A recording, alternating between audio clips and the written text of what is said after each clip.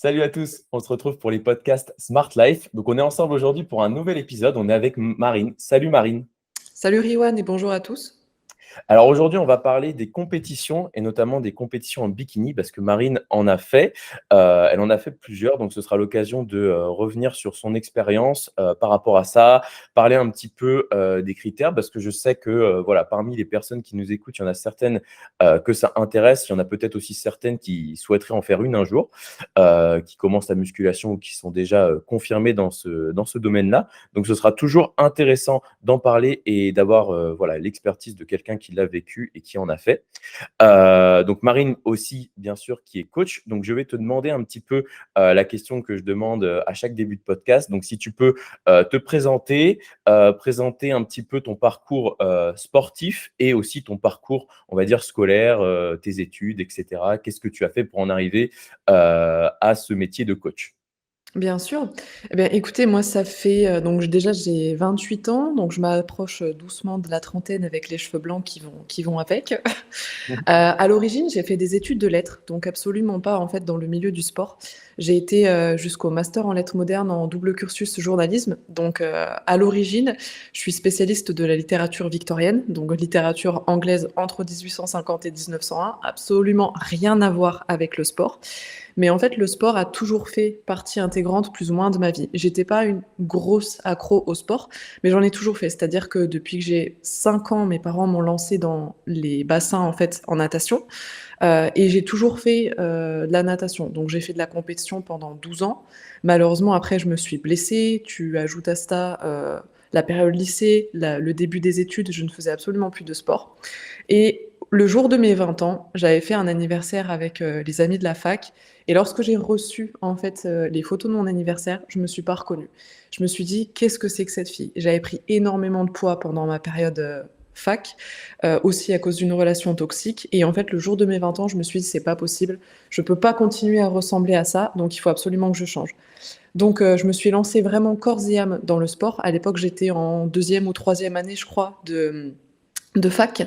Euh, je me suis tellement lancée dans le sport que j'en ai parfois à sécher les cours qui ne m'intéressaient pas, parce que je m'ennuie énormément en fait en cours, ça avançait pas assez vite à mon goût.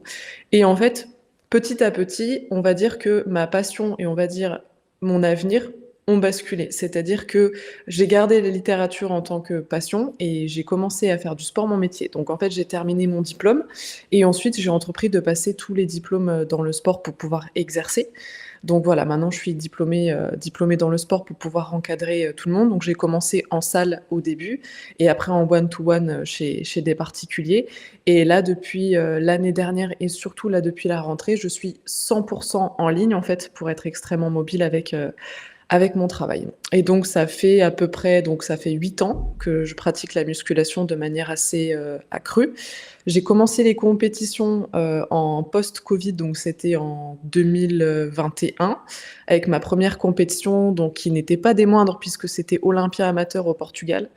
Une très très grosse compétition pour le début. Si c'était à refaire, je ne commencerai pas par celle-là parce que tu es un peu un petit poisson lancé parmi les requins. Donc ça a été une expérience super enrichissante, mais également, on va dire, extrêmement perturbante parce que j'étais consciente de ne pas avoir le niveau.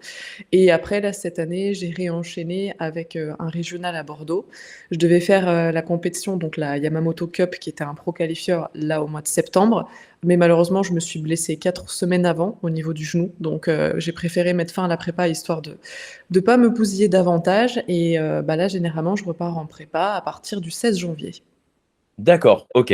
Et du coup, juste je reviens un petit peu sur, ce que tu m'as dit avant. Donc, qu'est-ce qui a fait que, pour ta première compétition, tu avais fait une compète aussi, dure et aussi, exigeante du coup, avec Olympia Amateur? Et est-ce qu'il y a c'était avec le Covid, il y avait eu une compétition annulée? Parce que je sais que, justement pour parler de Manon qui est dans l'équipe et qui a fait des compétitions, elle a dû commencer aussi par une grosse compétition parce que justement la compétition pour se qualifier justement pour la compétition qu'elle a fait avait été annulée, donc tout le monde avait été entre guillemets qualifié. Et est-ce que c'était un petit peu ton cas aussi? Oui, c'est tout à fait ça. Donc en fait, la période post-Covid a été vraiment très compliquée dans le milieu du sport, dans la mesure, en fait, où toutes les petites compétitions régionales, donc qui dépendent la plupart du temps des départements et des mairies, ont été annulées. Donc en fait, ils se sont concentrés sur des gros événements. La plupart des événements étaient, bien entendu à l'étranger parce que nous, en France, c'est que la première année, là, en 2022, où, l'Alliance des 2 frères a créé des compétitions françaises. Donc tu es obligé d'aller, bah, forcément dans les pays européens, donc tout ce qui était Espagne, Portugal, Italie, Allemagne ou après pays de l'Est. Donc c'est des grosses compétitions où eux, pour le coup, les athlètes avaient eu des compétitions régionales en fait. Donc il y avait déjà une présélection qui avait été faite, pas dans mon cas. Donc en fait, tu arrivais vraiment avec la crème de la crème et vraiment ce qui représente Olympia. Et forcément, les gens viennent chercher la carte pro et après la qualification à Olympia. Donc en fait, j'avais été obligée de participer à celle-là. Donc ça a été une expérience qui était bonne à prendre, mais voilà, disons que c'était un peu gros pour le début. C'est ça. Et du coup, toi, ton objectif actuellement dans les compétitions, c'est voilà, d'aller chercher ta carte pro, et ensuite, de participer à des compétitions professionnelles avec la carte pro pour pourquoi pas aller toucher un jour, la compétition reine, on va dire Olympia, c'est ça? Alors, la compétition reine Olympia, on va dire que c'est un rêve avec un grand R. J'ai conscience malheureusement que, voilà, il y a très peu d'élus, on va dire, pour énormément de participants. Sachant que je pense qu'il faut être vraiment à 2000 là-dedans, lorsque tu as, on va dire, cet objectif. Pour ma part, en fait, j'ai des objectifs professionnels et personnels qui prennent le pas aussi sur, la compétition. C'est-à-dire que déjà, j'en demande énormément, à mes proches lorsque je suis en compétition et je pense que je serais pas prête à faire les sacrifices aujourd'hui qu'il faut pour aller jusque-là. Par contre, l'objectif de la carte professionnelle, ça oui. C'est-à-dire que je me suis fixée, on va dire, jusqu'à mes 30 ans, un petit peu révolus, pour cet objectif et je vais dire qu'après si je vois que mon corps suit plus ou si j'ai d'autres projets à côté, voilà, je vais pas poursuivre ce rêve. Mais avant tout, en fait, la compétition, c'est une compétition contre moi-même. C'est-à-dire que j'ai conscience de mon passé, j'ai conscience de là où je viens, en fait, en étant une ancienne obèse, on va dire le mot, notamment aussi avec d'autres problèmes de santé qui ont suivi. Donc en fait, à chaque fois que je monte sur scène, c'est vraiment moi contre moi. D'accord, OK. Donc, c'est une fierté déjà d'en être, on va dire, arrivé là et d'afficher la shape, je pense, que tu affiches quand tu fais une compétition et ouais, effectivement, tu l'as dit, du coup, comment est-ce que tu peux si tu peux nous en dire plus sur qu'est-ce que t'imposes finalement, on va dire, comment tes proches, on va dire, te supportent pendant cette compétition? Qu'est-ce qu'ils font pour t'aider, pour te mettre dans les bonnes dispositions? Et comment est-ce que tu peux décrire du coup, l'énergie? Comment est-ce que ça te taxe une compète avec la diète, avec l'entraînement et cetera, la fatigue? Comment est-ce que tu peux traduire ça pour les personnes qui, voilà, n'en ont jamais fait et à à qui ça peut, intéresser d'en faire une un jour, quoi? Bah, déjà, il faut être conscient que c'est pas donné à tout le monde. C'est-à-dire que c'est un processus qui est extrêmement énergivore et chronophage. C'est-à-dire que forcément, on va dire que votre vie va s'orienter autour de la prépa. C'est-à-dire que voilà, il faut respecter, des horaires, de repas, vraiment se caler au niveau des entraînements. Quand tu commences à inclure le cardio, le NEAT et cetera, le posing, enfin voilà, c'est quelque chose qui prend énormément de temps, donc il faut être conscient qu'il y a du temps à dégager pour ça. C'est-à-dire qu'il faut avoir, ben, on va dire d'un point de vue professionnel, il faut voir si ça va matcher. C'est-à-dire si une personne est en déplacement tout le temps, si on est sur une infirmière qui fait, je sais pas, les 3-8 sur quelqu'un qui est magasinier ou que sais-je encore, il faut prendre en compte que c'est compliqué. C'est pas impossible, mais c'est compliqué. Après, par rapport à l'entourage, au début, donc je vis toute seule. Au début, mes parents avaient énormément de mal à comprendre pourquoi je m'étais lancée là-dedans. Ils trouvaient ça un peu superficiel, on va dire. Ils voyaient pas le côté sport et le côté compétition. Ils voyaient juste, je pense, le côté exhibition, en fait. Mmh. Et ils comprenaient pas tous les sacrifices que j'étais obligée de faire pour monter sur scène, on va dire, pendant 30 secondes. Quand ils voyaient, je sais pas, sur les repas de famille que je venais avec, mon Tupperware, quand je demandais à ma mère si elle pouvait me cuisiner autre chose. Clairement, donc mon père, voilà, il avait un avis très tranché sur la question. En tant qu'ancien militaire, voilà, c'est un peu Mmh. particulier. Maman est un peu plus compréhensive, mais elle avait des peurs de maman. C'est-à-dire qu'en me voyant forcément maigrir, sécher, elle faisait pas le distinguo entre ma préparation et peut-être en fait, un basculement, vers, les TCA. Donc pour elle, à me voir manger si peu, à me faire autant d'heures de cardio, de sport et cetera, de me voir creuser, de me voir fatiguée, pour elle, je sombrais dans l'anorexie, en fait. Elle commençait à se faire tout plein de films, en fait, en pensant que j'allais me faire vomir ou ce genre de choses, alors que pas du tout. C'est-à-dire, j'avais beau lui expliquer que chaque athlète était exactement dans le même processus que moi, quand ça touche à votre fille, vous arrivez pas à comprendre. Ça son regard a changé à partir du moment où elle est venue me voir en compétition. Sur la première, elle pouvait pas être là par rapport aux mesures Covid, par rapport à tout ça. Par contre, là, cette année à Bordeaux, elle est venue parce que, bah, forcément, ils étaient pas très loin. Donc là, en fait, quand elle m'a vue sur scène avec le bikini et tout le reste et qu'elle a vu aussi les autres athlètes, surtout les hommes, parce que bon, mine de rien, c'est une femme, donc elle s'est bien rincer à l'œil aussi, elle a eu conscience, en fait, que tout ça n'était pas fait pour rien, en fait, qu'il y avait vraiment un gros travail tout au long de l'année pour arriver à ce résultat. Donc là, je pense que sur la prépa qui arrive au mois de janvier, ça va être encore différent. C'est-à-dire quand je vais être amenée à voir mes proches, que ce soit mes parents, ma sœur ou que sais-je encore, ou mes amis, je pense que le fait qu'ils m'aient vue cette Oui. année, Mmh, mmh, mmh. ça va changer en fait leur perception. C'est vrai que c'est pas on va dire que c'est pas un sport qui est connu, on va dire, du grand public et c'est vrai que si, par exemple, tu faisais alors, un sport, je sais pas moi, par exemple du foot, du basket, quelque chose, qui était, on va dire, un peu mainstream et que, les gens peuvent voir à la télé, ils se diraient: «Elle se prépare pour une échéance». Alors, là, c'est différent parce que c'est du body et qu'on a une diète, je pense, qui est beaucoup plus stricte que dans ces sports-là, même s'il y a une certaine rigueur à avoir, bien entendu, pour atteindre le haut niveau. Mais effectivement, vu que c'est un sport qui est pas connu, je pense qu'ils se demandaient pourquoi est-ce qu'elle fait ça et le fait de voir, bah, le résultat, de voir la compétition, de voir l'encadrement, de voir que c'était quand même un gros truc et qu'il y avait vraiment, du monde, un public, et que tu étais vraiment bah, une athlète finalement. Je pense que ouais, ça ouvre les yeux sur le sport et sur le domaine, c'est ça? C'est exactement ça et comme tu l'as dit, c'est vraiment un milieu qui est encore très méconnu. C'est très particulier parce qu'à la fois c'est très méconnu et à la fois tout le monde est capable à peu près de donner son avis. C'est-à-dire que, je sais pas Mmh. moi, quand je me balade dans la rue, là ça m'est encore arrivé il y a pas très longtemps parce que je viens de déménager sur Agen qui est quand même plus petit que là où j'étais à Bordeaux avant. On est sur un milieu rural, les gens ont pas de filtre donc ils te parlent et une dame est clairement venue me voir en me disant: «Ah mais si tu es aussi musclée, c'est parce que tu te piques». Tu as envie de dire: «Mais tu es chimiste, est-ce que tu connais quelque chose?» mais non, en fait, viens pas donner ton avis et puis de toute façon, tu y connais rien et en fait, voilà, je te dis, les gens ne connaissent pas et à la fois, ils ont l'impression que c'est un milieu qui leur est familier, en fait. Mmh. Donc c'est vrai que c'est un peu particulier.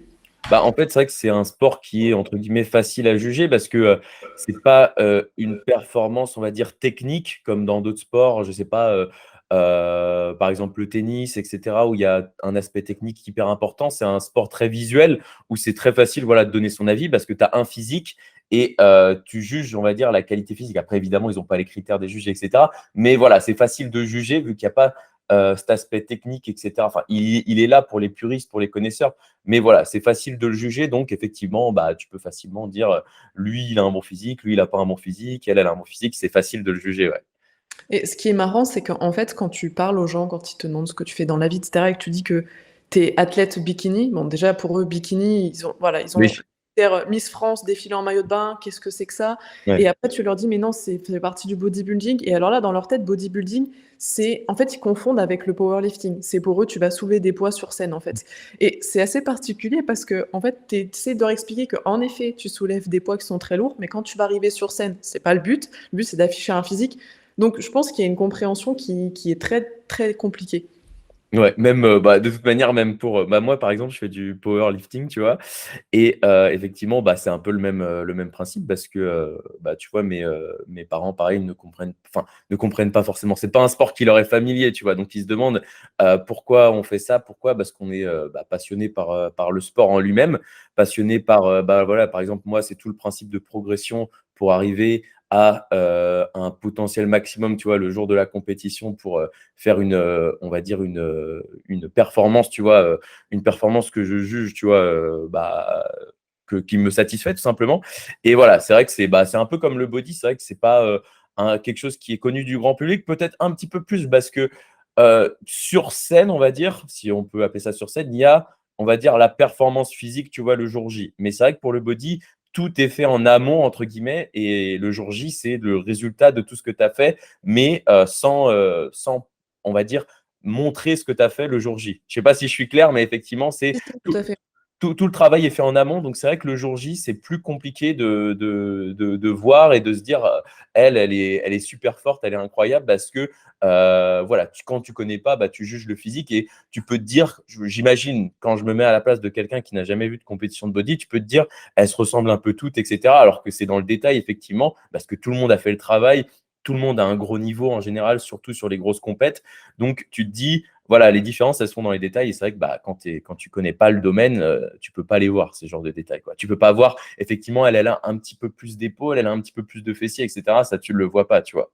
Ah oui, tout à fait, bah, c'est le cas, quand j'en discutais avec ma maman. Pour elle, bah, quand je lui montre, elles sont toutes jolies, elles mériteraient toutes de gagner. Donc c'est vrai Oui. que le regard amateur est toujours un peu mignon. Mais voilà, je pense que d'année en année, c'est un sport qui va se démocratiser, notamment par rapport à l'émergence, mine de rien, des réseaux sociaux. C'est Mhm. extrêmement présent. Donc je pense qu'on n'est pas loin bientôt de pouvoir peut-être, avoir les compétitions à la télé, ou peut-être avoir, je sais pas, les résultats de Olympia, dans le journal de 20h, Mhm. j'en sais rien. Ça serait Ouais. chouette parce que ça démocratiserait un petit peu ce qu'on fait, parce que mine de rien, dans les autres pays, c'est quelque chose qui est énormément développé. Nous, en France, on est quand même un peu en retard.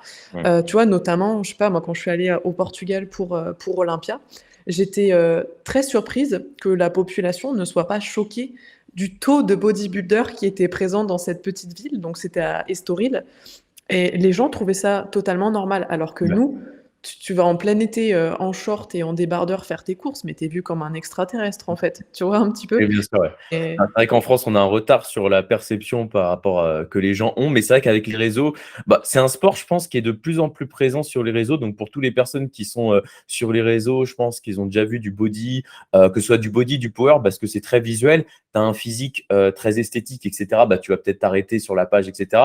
Tu vois une énorme perf au squat avec un gros chiffre marqué 300, bah, tu vas t'arrêter pour regarder. C'est des sports qui sont très visuels, mais effectivement, pour que ça arrive vers, bah, je sais pas, des personnes un peu plus, peut-être un peu plus âgées, qui sont pas sur les réseaux, etc. C'est vrai que ça demande un peu plus de temps. Mais notre génération à nous, elle va évoluer, elle va avancer, elle va mettre les choses en place. Donc je pense que petit à petit, ça va se faire. Et de toute manière, c'est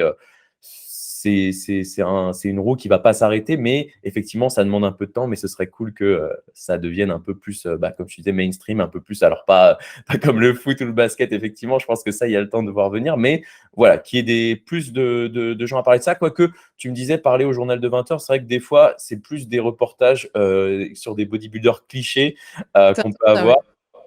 Comme je sais pas sur je me souviens qu'il y avait un sur Alexandre Nataf, je sais pas si tu vois, c'était sur NRJ12, un truc mais qui était alors que c'est pas quelqu'un de bête ou quoi, sachant qu'il est médecin en plus, je crois, mais le reportage était complètement cliché et effectivement ça donnait plus une mauvaise image, ça desservait plus la cause que ça. Donc ce serait bien de le faire, par exemple un reportage comme ça avec quelqu'un comme toi qui est posé, qui réfléchit, qui fait peut-être quelque chose de moins hardcore pour les gens, parce que c'est vrai de voir un bodybuilder open, la catégorie la plus lourde, avec une femme à côté de lui, je crois qu'elle était aussi en open. Donc vraiment, c'était poussé à l'extrême, tu vois, parce que forcément, il voulait le truc cliché. C'est vrai que ça dessert un peu la cause. Donc de faire quelque chose de plus travaillé, peut-être, et sans rechercher le buzz, ça servirait sûrement le body, etc., et la cause, quoi, bien sûr.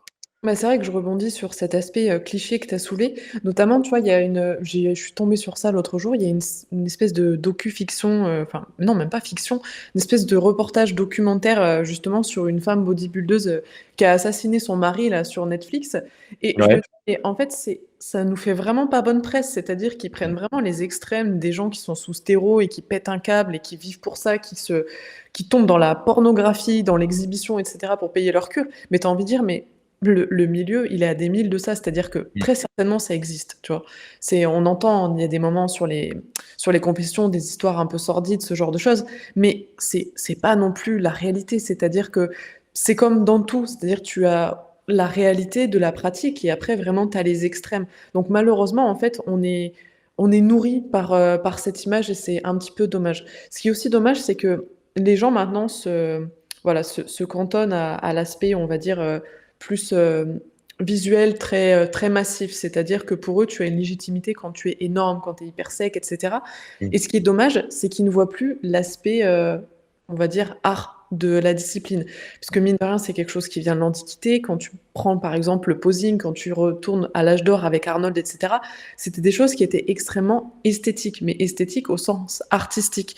Et en ce moment, sur les compétitions, on le voit à Olympia, c'est vraiment de la course à la masse, en fait. Quand tu vois Chris Bumstead lorsqu'il a gagné la première fois et que tu le vois aujourd'hui, il n'y a plus rien à voir. C'est-à-dire que même son visage n'est plus le même. Tu as le nez qui s'épaissit, tu as les oreilles qui grandissent, tout est dans le trop, tout est dans le plus, et c'est ce qu'on demande. Et je trouve ça un petit peu dommage. T'es plus dans la partie vraiment très, très esthétique et ouais, très artistique en fait. Oui, ouais, bah, après ça, ouais, c'est un débat qui est souvent soulevé maintenant par, les anciens où effectivement on mettait en avant l'esthétique, l'art du possible. Maintenant, c'est vrai qu'on met en avant plutôt, bah, surtout chez les catégories, voilà, Olympia, Open et cetera, même classique physique. Alors de base, c'était justement pour un peu, contrebalancer avec cette catégorie-là, et effectivement, on est un peu aussi dans la course à la masse et avec, effectivement les dérives que ça peut apporter quand on voit Big Ramy et cetera gagner, alors que c'est vraiment pas le plus esthétique, je pense, sur scène. Il y avait eu un petit, sursaut à ce niveau-là quand je crois c'était Sean Roden qui avait gagné, qui avait une belle ligne et cetera, qui était quand même, Mhm. esthétique, même si évidemment il était extrêmement massif. Mais bon, c'est une catégorie open, donc sans limite de poids, donc on peut s'imaginer que forcément, ce sera de la masse quand même. Mais voilà, effectivement, l'âge d'or, comme tu as parlé, où les mecs étaient moins massifs, parce que quand on compare, si on met Arnold à côté des mecs maintenant, je pense qu'il rendrait un petit peu, même un petit peu skinny, même s'il était énorme. Il y avait beaucoup plus cet aspect esthétique et esthétisme, c'est clair. Vas-y, excuse-moi, je te laisse, tu voulais. Non, non, je disais juste, même tu vois par rapport à ma catégorie, donc en bikini, lorsque tu regardes les bikinis d'il y a 10 ans, donc par exemple Courtney King, la femme de Chris Bumstead, et Mmh. aujourd'hui, quand tu vois des Lauralie Chapados ou la petite nouvelle qui s'appelle Valeria, qui à mon avis va faire un malheur, qui est ukrainienne, enfin, ça n'a plus rien à voir. C'est-à-dire qu'en fait, les bikinis d'aujourd'hui sont les figures, voire les wellness d'il y a quelques années. Donc en fait, même, enfin, toutes les catégories ont évolué. C'est-à-dire que pour les hommes, c'est la course à la masse, mais pour les femmes aussi. Et c'est dommage parce que tu te retrouves avec des plateaux où bah, les femmes sortent un petit peu de ce qu'on recherchait au début, c'est-à-dire vraiment magnifier le corps de la femme d'un point de vue sportif. Et là, bon, il y a des moments, c'est plus trop le cas en fait. Quand tu vois par exemple sur des compétitions parce que moi j'y étais, donc tu te rends compte un petit peu de la face cachée quand tu te rends compte que bah, les filles ont tellement abusé au niveau de la sèche, te donnent tellement, etc. Ou même il y a des moments sous-produits, on va pas se mentir, qu'elles perdent leurs cheveux, donc elles arrivent avec des perruques. Enfin, c'est dommage en fait, tu vois. Tu te dis, mais en fait, où est l'essence de la discipline? Et bah, justement, je rebondis sur ça parce que c'était une question que je voulais te poser. C'est quoi les critères actuels, par rapport à ceux d'il y a 10 ans? Est-ce qu'ils ont changé pour les compétitions en bikini ou pas? Bah, les critères ont énormément évolué. Alors après, ça dépend aussi forcément la fédération dans laquelle tu es. Par exemple, quand tu vas en IFBB ou NPC, le posing déjà n'est pas le même pour les bikinis, donc forcément les critères ne sont pas les mêmes. Par exemple, en IFBB, tu dois retirer tes cheveux, alors que nous, en NPC, les cheveux restent dans le dos et doivent tomber au niveau de ta chute de rein, et on va dire découvrir un petit peu les épaules. Donc dans mon cas, en NPC, pour les bikinis en général, hein, tu attends d'avoir une morphologie en sablier, c'est-à-dire avoir les épaules assez larges et bien formées, c'est-à-dire avoir des jolis deltoïdes, un arrière d'épaule qui est visible, parce que mine de rien, sur notre pose de dos, c'est la seule chose qu'on voit. On ne voit pas le dos, toute la partie trapèze, rhomboïde et tout le reste. Avoir une taille extrêmement fine, mais pas forcément les abdos saillants. Tu vois, par exemple, si tu as les abdos ultra veineux, etc., bon, ça passe un petit peu moyen. Mmh. Et après, avoir un fessier extrêmement développé. Non pas à l'extrême comme les wellness qui, clairement, ont des fesses de centaure vraiment musclées, mais on cherche de plus en plus le galbe, notamment au niveau voilà, du grand fessier, même du moyen fessier quand tu es sur ta pose de face. Mais c'est plus sur la densité musculaire en fait que les critères ont évolué. C'est-à-dire que sur le papier, la forme en sablier, tout ça, ça a toujours existé, mais la densité musculaire recherchée n'est absolument plus la même. C'est-à-dire que là, il faut que tu arrives ouais, vraiment planté, vraiment énervé, et ouais, c'est la peau sur les os. Avant, on attendait que tu sois un peu voilé quand même, mais là, aujourd'hui, voilà, plus c'est saillant, entre guillemets, et mieux c'est, quoi. Donc même en bikini, on avance petit à petit un petit peu plus dans, plus sec, plus massif, et cetera. Donc, petit à petit, ça avance comme un peu les autres catégories. Exactement, ça avance et enfin, ça avance pareil, c'est-à-dire que quand tu vois, je te disais tout à l'heure, l'évolution en fait des bikinis, tu te rends compte que ça n'a absolument plus rien à voir. Les bikinis d'il y a 10 ans ressemblaient un peu à ce qu'on voit aujourd'hui dans les concours de beauté, c'est-à-dire des concours Miss France qui auraient été un petit peu plus athlétiques en somme. Là aujourd'hui, clairement, tu présentes une bikini, actuelle à Miss France, les gens vont se dire: «Qu'est-ce que c'est que ça?» tu vois? Oui, je vois ce que tu veux dire. Ça n'a plus rien à voir. Et est-ce que, par rapport à avant, parce que c'est vrai que c'est un sujet qui revient dans ce domaine-là, est-ce que du coup, dans les compétitions évidemment comme Olympia et cetera, il y a une utilisation plus importante des produits dopants par rapport à avant dans les compétitions bikini? Alors par rapport à avant, Par j'en rapport à sais il y a 10 ans, par exemple, où il y avait des corps, comme tu disais, un peu moins écorchés, un peu moins massifs? Je pense que le dopage a toujours existé quoi qu'il arrive, pour vraiment, bah, pour pouvoir tenir, pour pouvoir pousser le corps à l'extrême, mais je pense qu'il n'était pas aussi démocratisé que maintenant. C'est-à-dire que là, les produits sont quand même accessibles, tu as même des dérivés sur internet et cetera, enfin, c'est un peu la catastrophe. Mais aujourd'hui, je pense que ça s'est démocratisé, c'est-à-dire que quand tu vas en salle de sport et que tu as des jeunes de 16-18 ans qui commencent à te parler de produits que même toi tu as jamais entendus de ta vie, mais je trouve que c'est grave, en fait, parce que les gens se disent que pour y arriver, quoi qu'il arrive, il faudra passer par cette case-là. Moi, par exemple, j'ai fait ma compétition. Là, aujourd'hui, j'ai des ambitions, dans le milieu du body, mais j'ai pas basculé, si tu veux. Je fais mon petit truc de mon côté et ça avance petit à petit. Ça prend du temps, certes, mais voilà, j'ai pas basculé dans le côté obscur de la force, on va dire. Bah, Mais ouais, c'est vrai que, pour les compétitions, alors ça dépend quelle catégorie tu vises, aussi, parce que je pense que, imaginons tu visais, alors au-dessus de bikini en termes de masse, effectivement, il y a wellness, figure, je crois, et après c'est open, non? Je crois que c'est ça? tout à fait, ouais, tu ta figure, wellness et après tu as la catégorie body, forcément. Et donc là, effectivement, dans les catégories au-dessus, est-ce que tu penses que morphologiquement, c'est, atteignable? Alors, sans parler effectivement, bah, on va parler d'un bon niveau, d'avoir une carte pro parce qu'effectivement, tout le monde peut faire une compétition, on va dire une compétition, pour une qualif, enfin, une compétition amateur, on va dire. Tout le monde peut avoir une bonne shape, mais pour avoir une carte pro, tu penses que c'est possible naturellement dans ces catégories un petit peu au-dessus? Ou, avec une bonne morphologie et une, rigueur, à toute épreuve, ou est-ce que c'est compliqué? Bon, sans parler de open, parce que je pense que c'est un petit peu particulier et qu'il n'y a pas trop de sujets à débat sur cette catégorie-là, ouais. Heu, Très sincèrement, je pense que tu as des personnes qui ont des prédispositions génétiques, à pouvoir faire quelque chose d'incroyable.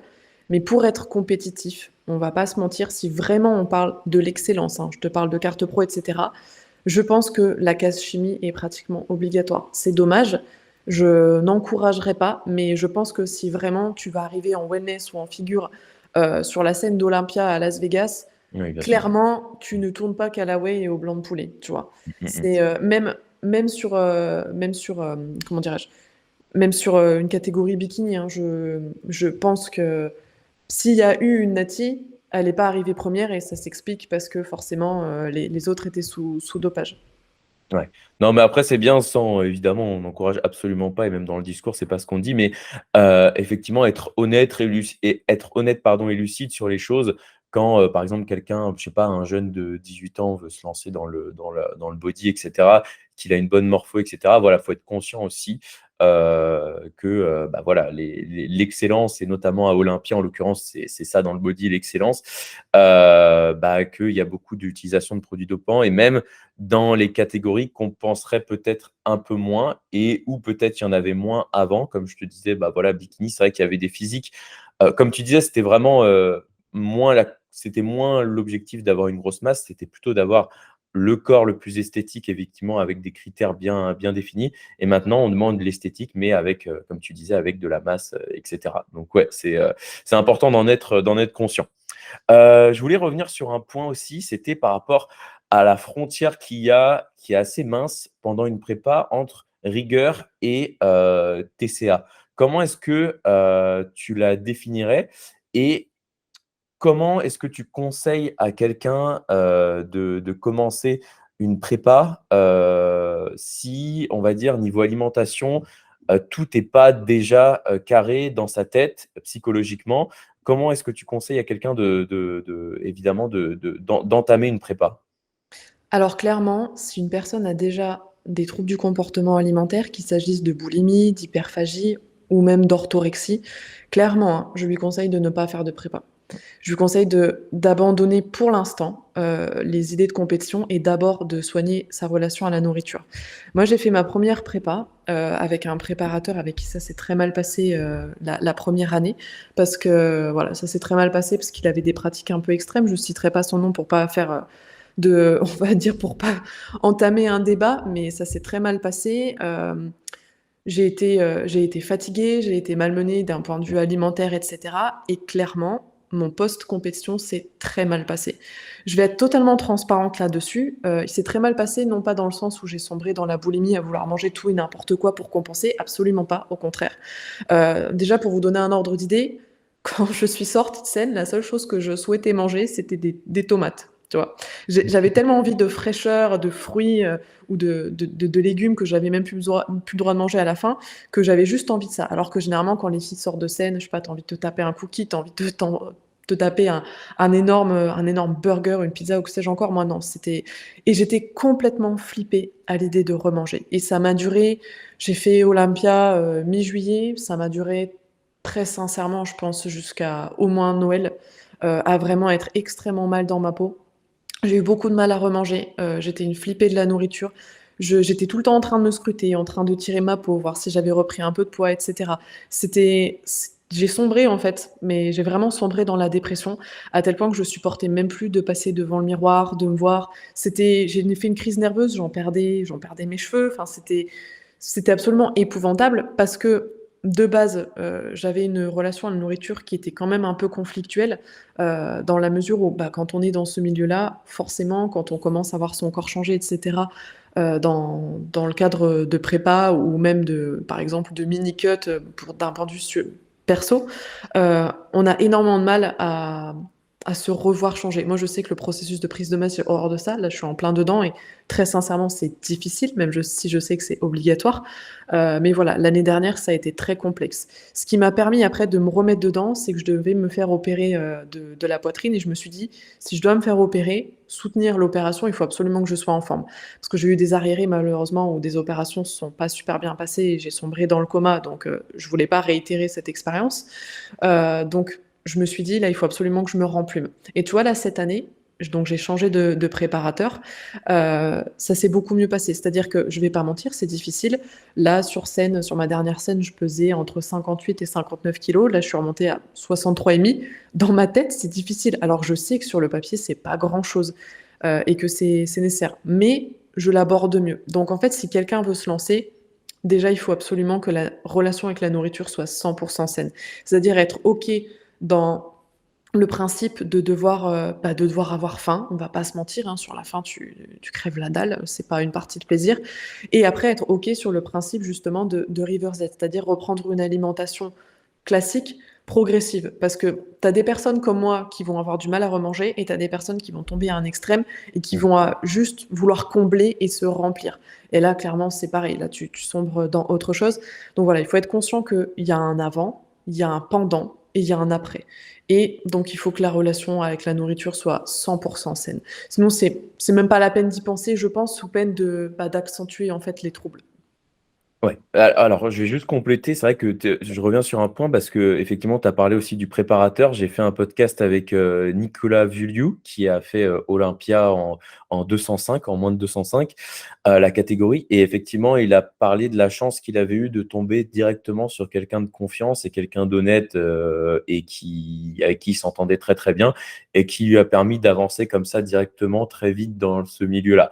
Et c'est vrai que quand tu tombes sur un préparateur comme tu l'as comme, ça a été le cas pour toi, avec qui ça s'est mal passé, effectivement, voilà, c'est vrai que ça peut dégoûter et je pense que si tu étais tombé sur quelqu'un de confiance avec qui ça s'était super bien passé, qui t'avait peut-être plus écouté et cetera, tu aurais pas eu peut-être cette période et il t'aurait peut-être accompagné durant cette période qui aurait peut-être été difficile, effectivement, de reprise de poids, de voir que après avoir atteint, on va dire, «l'excellence» entre guillemets physique et ton meilleur niveau, tu dois reprendre, tu vois, un petit peu de gras, et cetera, parce que tu sais que c'est pas viable, tu sais que tu vas pas pouvoir progresser. Et puis, de toute manière, si tu veux te relancer sur une prépa plus tard, bah, il va falloir corriger peut-être les points et les défauts que tu avais sur scène cette année-là. Donc, il va falloir forcément réaugmenter les cales.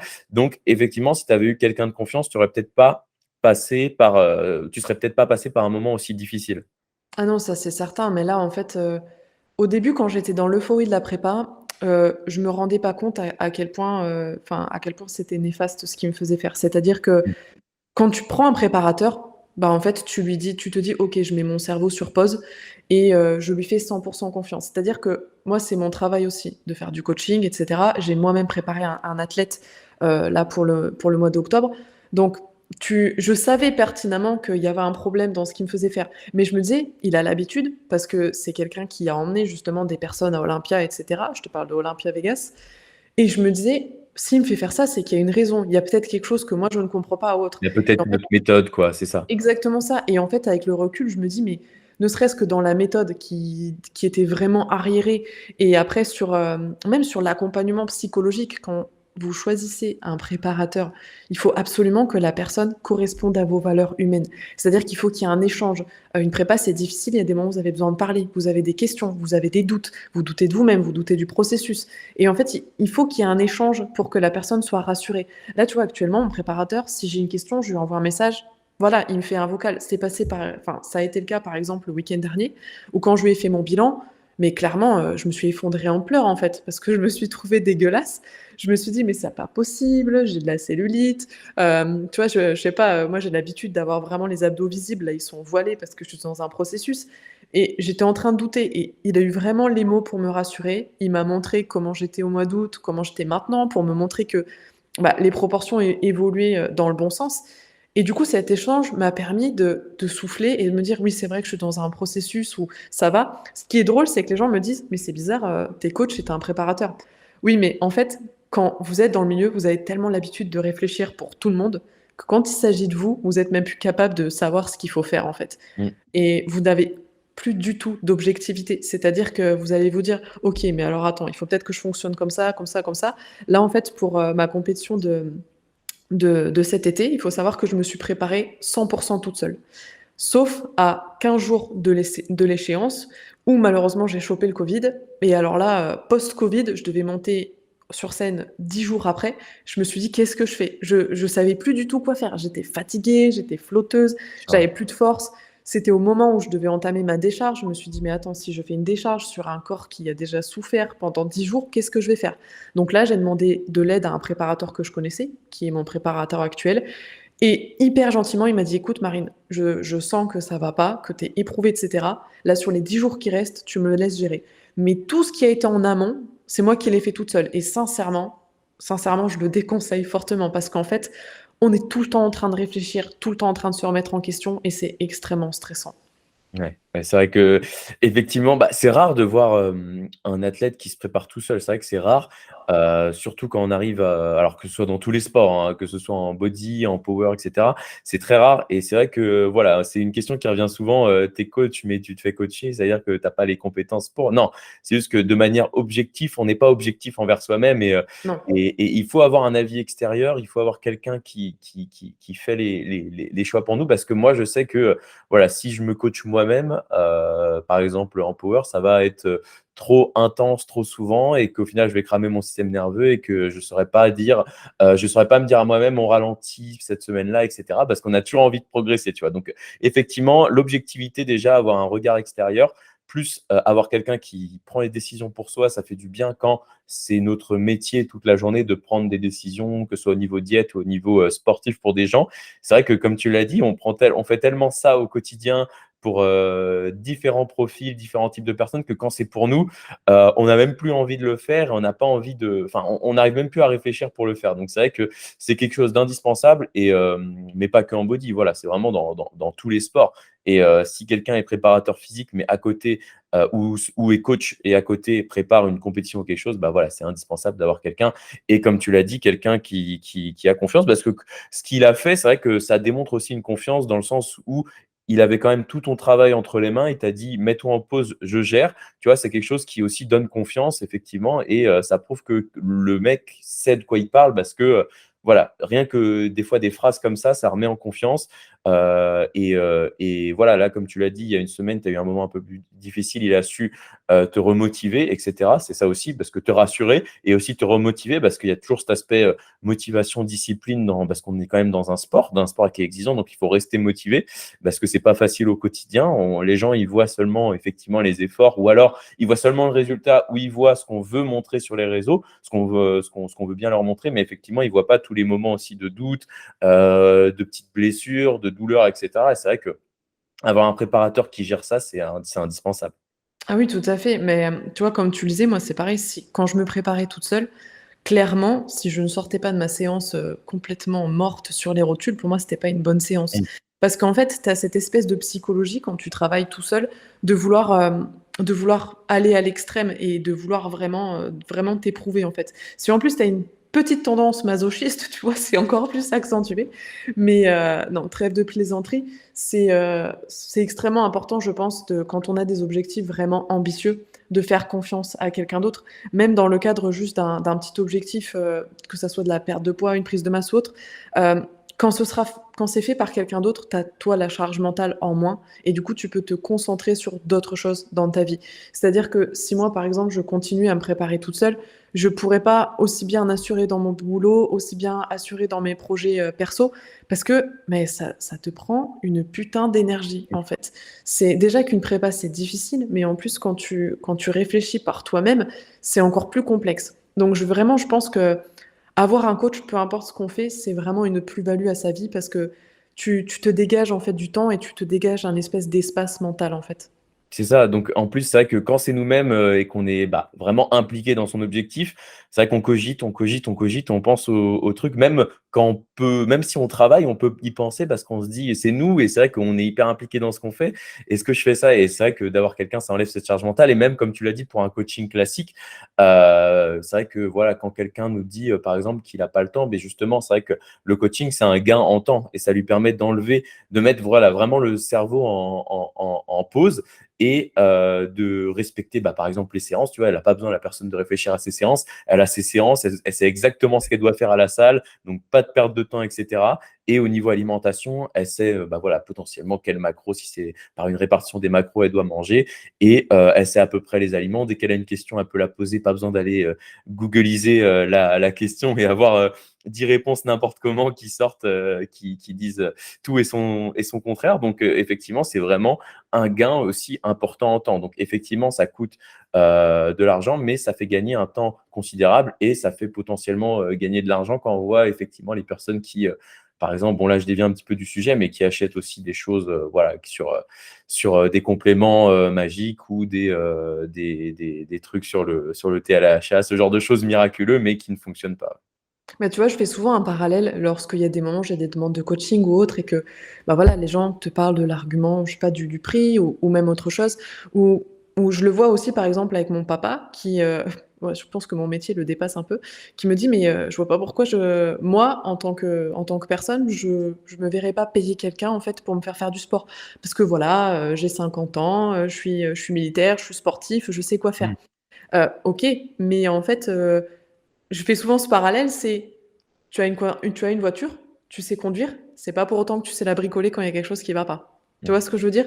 C'est qu'il y a une différence entre connaître, tu vois? Et vraiment savoir avec un grand S.